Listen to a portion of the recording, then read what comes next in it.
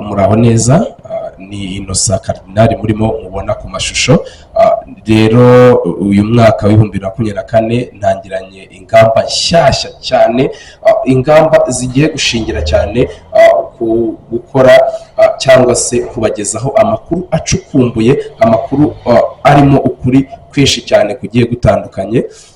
Tukazabikorera ku rubuga rwa YouTube channel DTL TV Rwanda, ariho tuzajya tunyuzaho ibiganiro bigiye bitandukanye byacu bizarushaho kugenda binogera abakunzi bacu ndetse bigateza n'imbere muri rusange igihugu.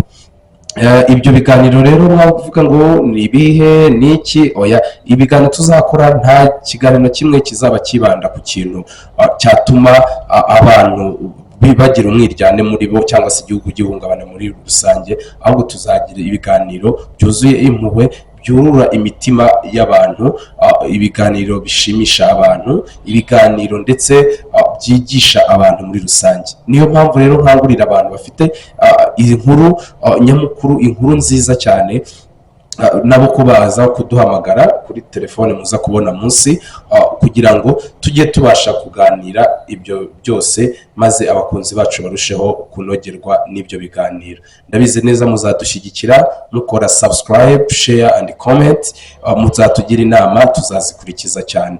Wowe rero ufite inkuru y'urukundo wifuza kuba wasangiza abantu kugira ngo hato abantu barimo urubyiruko rurimo rwanga gushaka ngo bishingiye ku makuru mabi bafite, ashingiye kuko bamwe barimo babona amadivorce ari menshi, bakavuga ati natwe ntabwo ibyo ngibyo tujya kwirwa tubijyamo n'ubundi zirara zishya.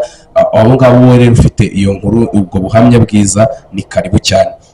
We kandi ushobora kuba wariteje imbere mu buryo bumwe cyangwa ubundi uri urubyiruko, ukaba ufite ukuntu wabigenjeje kugira ngo ugere ku cyo wigezaho ubu ngubu, nawe ubwawe ubyumva ko hari icyo umusanzu watanga, nawe ni karibu kugira ngo uzaze udufashe kugira ngo twigishe uru rubyiruko, natwe ubwacu tubivanemo inama na comment na share bazagenda bakora, nawe zizajya zikugirira akamaro muri rusange, zitume urushaho gukora ibintu byiza cyane.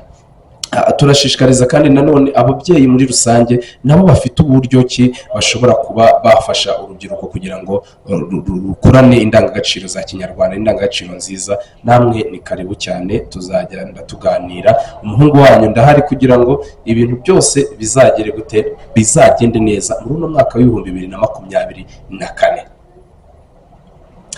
Ese waba wifuza kuba wajya gusura abavandimwe ku bitaro? Ni byiza cyane kujya kubasura uyu mwaka wa 2024. Ese waba utarasuye abavandimwe bawe? Ni byiza ko wabikora. Ese waba wifuza kuba watera imbere mu kwiga kwawe muri kino gihe? Nawe ufata ingamba. Ese we waba warafashe izi ngamba ubundi? Njyewe nanjye bizira hari nyinshi cyane, muzagenda muzimenyera hano. Murakoze cyane, ibihe byiza, Imana ibahe umugisha. Shalom shalom shalom. Mukore comment, share na subscribe maze mubashe kubana natwe mu biganiro bigiye bitandukanye. Shalom.